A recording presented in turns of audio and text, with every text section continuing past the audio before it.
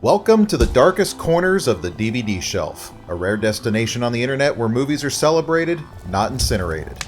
I have come here to chew bubblegum and kick ass. And I'm all out of bubblegum. In the first of many scary movie reviews here at the DVD shelf, we're traveling down the cinematic catacombs and brushing the cobwebs off of an 80s classic, They Live, a film that could be considered as much a sci-fi thriller as it is a horror film. But what thrusts it into the realm of horror is one name, John Carpenter, a writer, producer, director, and composer whose versatile and distinct style of filmmaking transcends many genres, but has had the greatest success with the horror genre. There's nothing more fun than making a horror film. The minute the gore comes out, the blood, the guts, the knives, you're having a blast. In this episode, we'll discuss a little bit of John Carpenter's status as a legendary, yet extremely underrated filmmaker, while delving into his smart, thrilling, and satirical screenwriting and directing effort, They Live, and its influences on pop culture. Then, as always, I'll discuss the DVD and give it my final recommendation, ranging from Netflix rental all the way up to must-own. So grab your sunglasses and shotguns, because they live. The son of a music professor, young John Carpenter grew up enthralled by movies, especially westerns and B-grade science fiction films. His passion for watching movies turned into a passion for making movies, and he began shooting 8mm horror films even before he was in high school. In 1970, as a college student at the University of Southern California School of Cinematic Arts, he was a co-writer, film editor, and music composer on a school film project, The Resurrection of Bronco Billy, which won an Academy Award for Best Live Action Short Film and also saw a 2-year-long theatrical run from Universal Studios. Following this first spurt of success, Carpenter co-wrote and directed his first feature-length movie, the comedic sci-fi film Dark Star in 1974. The film was another success for Carpenter's career.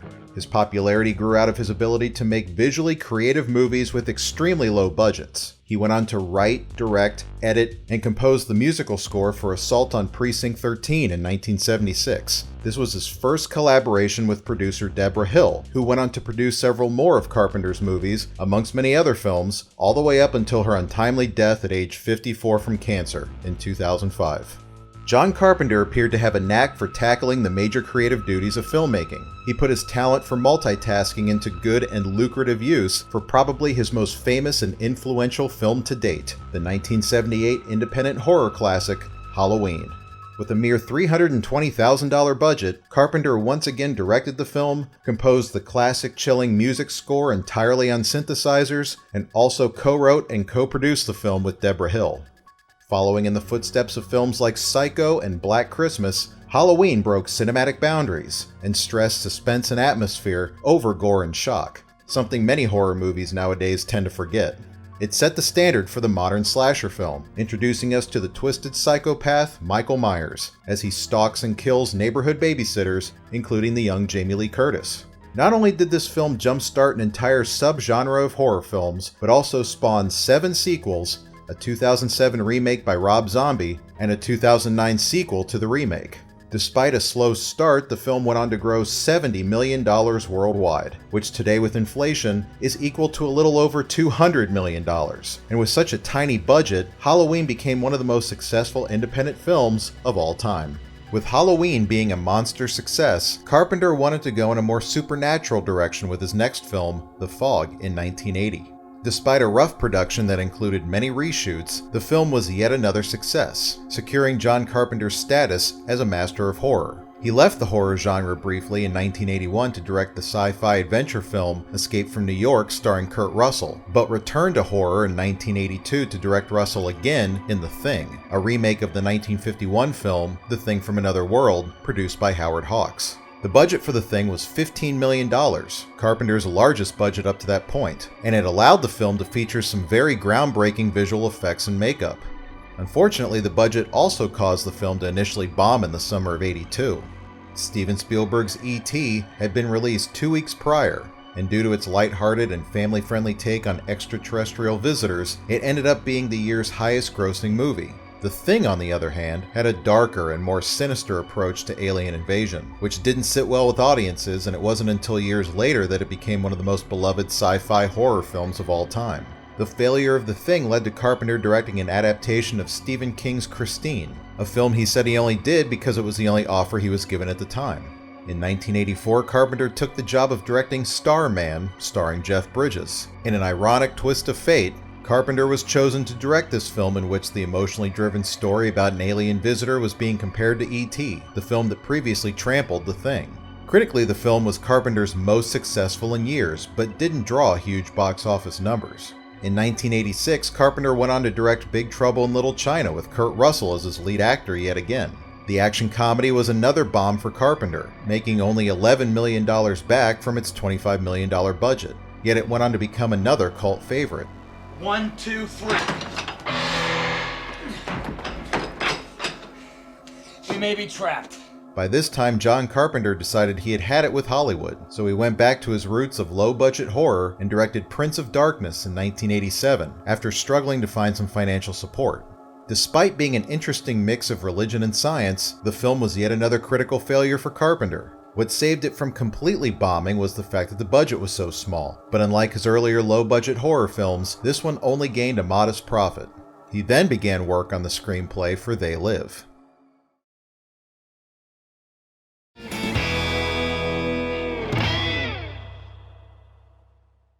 His interest in telling an alien invasion story was sparked when he read a comic book adaptation of a short story from 1963 called 8 O'Clock in the Morning, written by science fiction writer and cartoonist Ray Nelson. The short story involved an alien invasion premise that was similar to Invasion of the Body Snatchers. With the short story floating around in his head, John Carpenter also wanted to tell a story that represented his loathing for how the 1980s was revolving around consumerism and Reagan-era politics. He would watch TV and be disgusted at how it seemed like every little thing had to be commercialized. Selling out to make a quick buck seemed to be all that was on everyone's minds. Carpenter was able to acquire the rights to the Ray Nelson story. However, due to the fact that he was writing an original screenplay based on this outside source, along with using suggestions from his cast and crew during filming, Carpenter decided to use a pseudonym for his screenwriting credit. He went under the name Frank Armitage to write the script. He chose this name as a tribute to a character name in the H.P. Lovecraft short story, The Dunwich Horror, and also used it as the name for Keith David's character in the film.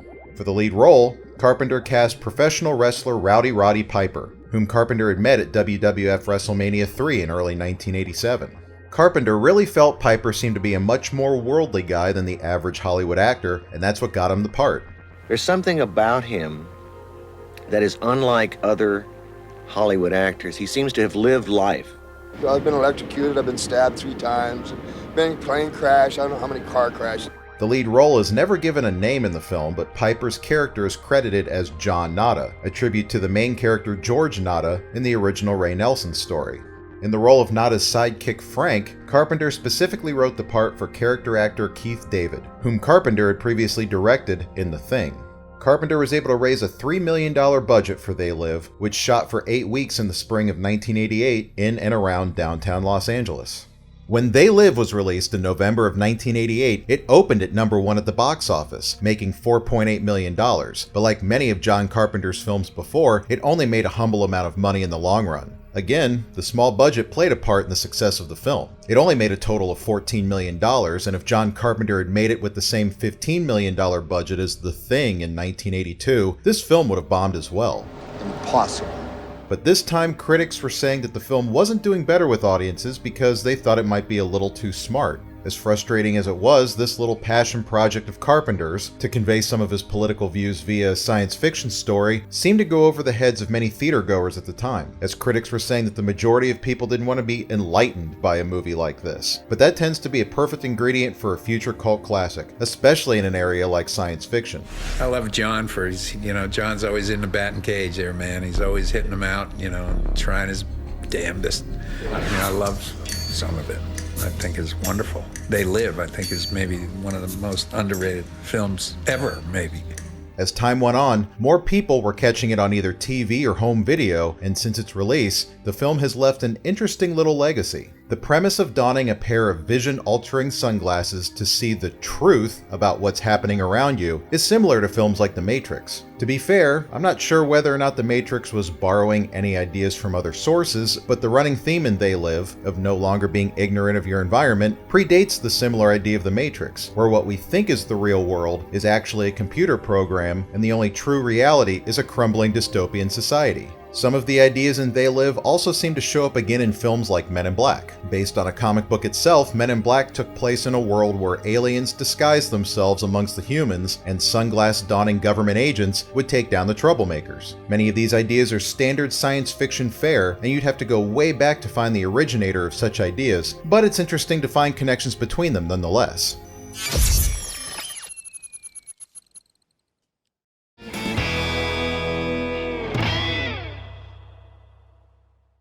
One of the highlights of They Live is a brutal street fight scene between Nada and Frank towards the middle of the film. After Nada has discovered what the sunglasses allow him to see, he tries to convince Frank to try them out as well, but Frank strongly refuses.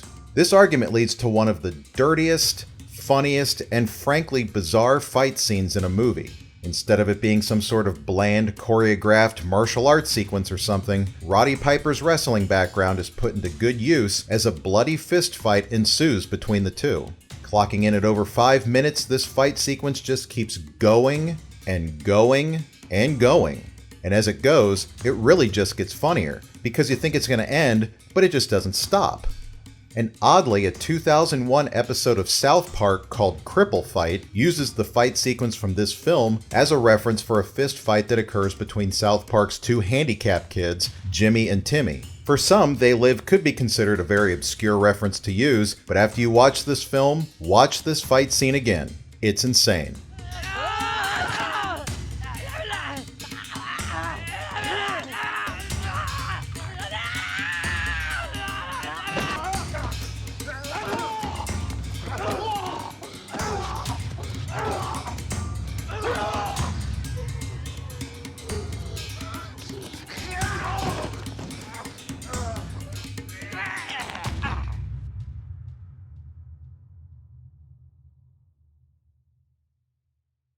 All right, boys, break it up. I'm looking for some alien toilet to park my bricks. Who's first?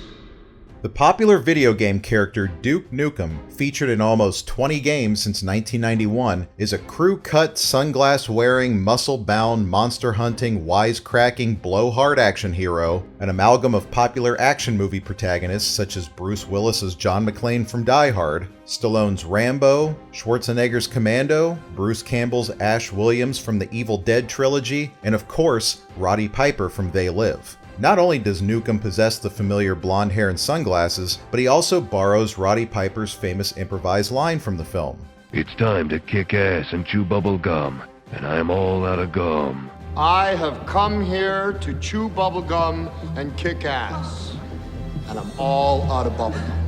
Nukem has also lifted several other famous movie one-liners in the ongoing series of video games. Yippee-ki-yay, motherfucker. Yippee-ki-yay, motherfucker. Hail to the king, baby. Hail to the king, baby. Back to the film. What I find to be its strongest aspect is the script. The movie is certainly of its time, and tackles some pretty heavy subject matter, turns it on its head, and delivers a dark, thrilling, and funny satire poking fun at late 80s society, kind of in the same vein as RoboCop. Both They Live and RoboCop take certain absurdities about the 80s and apply them to a consumer and money-obsessed future, warning us that this is what the future might be like if we don't change our ways. I'll buy that for $1. They Live is a bit different though, because in essence what it's saying is that all the rich yuppies and business people at the time were aliens in disguise, making the middle class humans poorer and poorer. And the fact that the film was distributed by Universal Studios, it was being watched and approved by studio heads, some of Hollywood's most notorious yuppies. In fact, in one interview, John Carpenter stated that while he was in talks with Universal about his idea for the film involving yuppie alien invaders, one executive asked, "They want to own all our businesses? Where's the threat in that? We all sell out every day." What's the threat?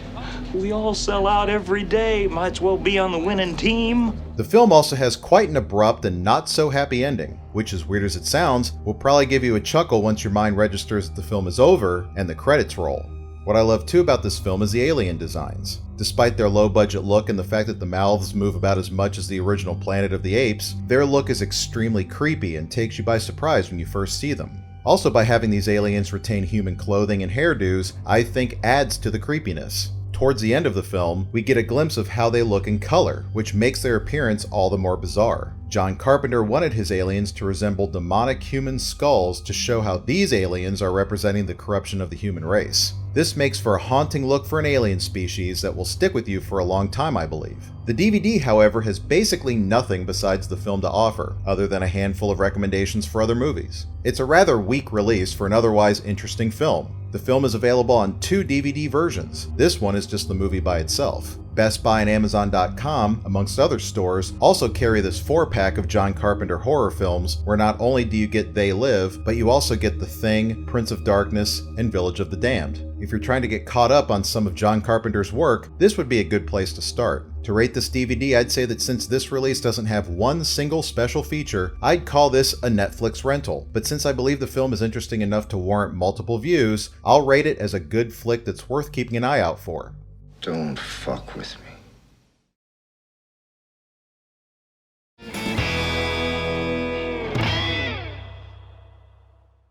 So, back to John Carpenter. What's he been doing these days? Being that They Live was the last film he made in the 80s, the 1990s brought another constant string of misfires. Memoirs of an Invisible Man starring Chevy Chase in 1992, co-directing the 1993 made-for-cable horror anthology movie Body Bags, In the Mouth of Madness starring Sam Neill, and a remake of Village of the Damned in 1995, which starred Christopher Reeve in his last movie role before his paralyzing accident. He directed James Woods in 1998's Vampires after directing a sequel to his own Escape from New York, Escape from LA in 1996, another critical and commercial flop.